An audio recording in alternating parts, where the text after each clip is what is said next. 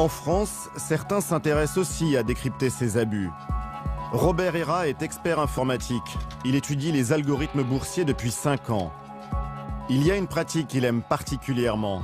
C'est ce qu'on appelle le quote stuffing.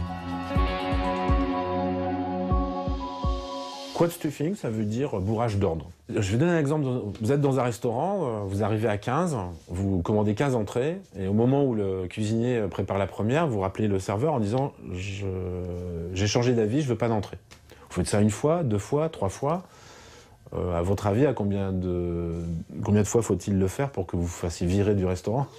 Bon, le quote stuffing, c'est ça. Vous dites « j'achète 10 actions de cette société », puis un millième de seconde après, vous dites « non, finalement, j'en veux pas ».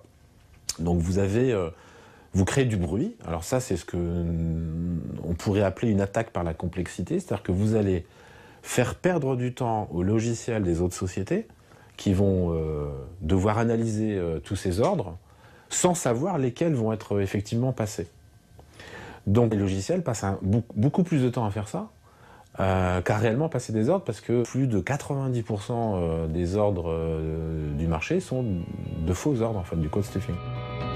En donnant de plus en plus d'autonomie à leurs algorithmes, les traders haute fréquence ajoutent de la confusion. Ils mettent peu à peu en danger tout le système boursier.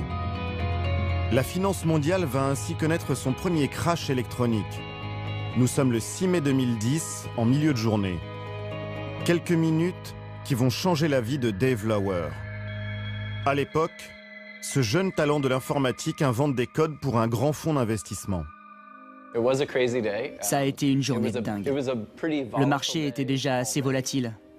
La télé diffusait en boucle les émeutes en Grèce. Ce que vous voyez, c'est ce qui se passe en ce moment en Grèce. C'est du direct, ce n'est pas un enregistrement, c'est maintenant. On avait CNBC au travail. J'ai levé la tête et d'un coup, le Dow Jones a chuté de 100 points. Et je me suis dit, tiens, c'est bizarre. La chute a commencé à 14h42 44 secondes, comme on peut le voir juste là. Tous les signaux sont passés au rouge. Toutes les actions sont parties à la baisse. Je suis allé voir mon chef et je lui ai dit, le marché vient encore de perdre 200 points en 2 minutes. Je crois qu'il se passe quelque chose. Il a regardé la télé, il s'est mis à réfléchir.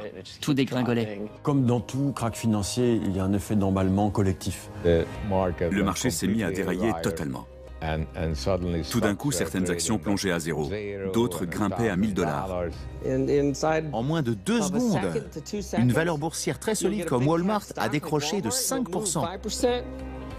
Procter & Gamble a déjà perdu 25%. Ne faites pas attention à ça, c'est impossible que ça reflète la réalité. J'ai immédiatement appelé mes traders pour leur dire « Qu'est-ce qui se passe ?» Ils étaient littéralement pétrifiés. Ils m'ont dit « On n'en a aucune idée !» Un des patrons de la boîte arrive et hurle « Débranchez tout, cassez-vous des marchés !» Alors tout le monde se précipite pour quitter les logiciels, éteindre les machines. À partir du moment où plusieurs centaines de firmes se retirent du marché parce qu'elles commencent à perdre beaucoup d'argent, le marché s'effondre. J'en vois beaucoup qui paniquent. Avec la chute, il y en a même qui veulent acheter de l'or pour assurer leurs arrières. À ce stade-là, on a vraiment cru que le système entier pourrait s'effondrer. À un certain moment, le plus grand marché de Chicago a décidé de stopper toutes les transactions. D'un seul coup, tout s'est effacé.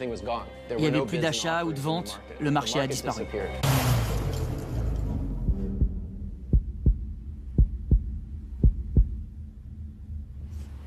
Personne ne savait plus quoi faire. Ça n'a pas duré longtemps, mais je peux vous dire que ces quelques secondes ont été traumatisantes. On n'avait jamais vu quelque chose comme ça. On n'avait même jamais imaginé que le marché puisse disparaître d'un coup. Ils ont utilisé un disjoncteur qui a tout arrêté pendant 5 secondes. Pas plus. Quand ils ont rallumé, les cours ont remonté peu à peu à leur niveau. Le fait de stopper toutes les machines pendant 5 secondes a permis, probablement, à ces algorithmes de repartir sur des bases un peu plus saines. Ce crash n'aura duré que 5 minutes, mais c'est la chute la plus énorme de l'histoire de la bourse. Les cours ont plongé de 1000 milliards de $, 3 fois le budget de la France avant de remonter. Un traumatisme pour les marchés qui a fait la une des JT. La bourse de New York a connu un vent de panique ce soir. Que se passe-t-il sur les marchés financiers? Tempête sur les marchés boursiers. Qui est responsable de cet immense raté?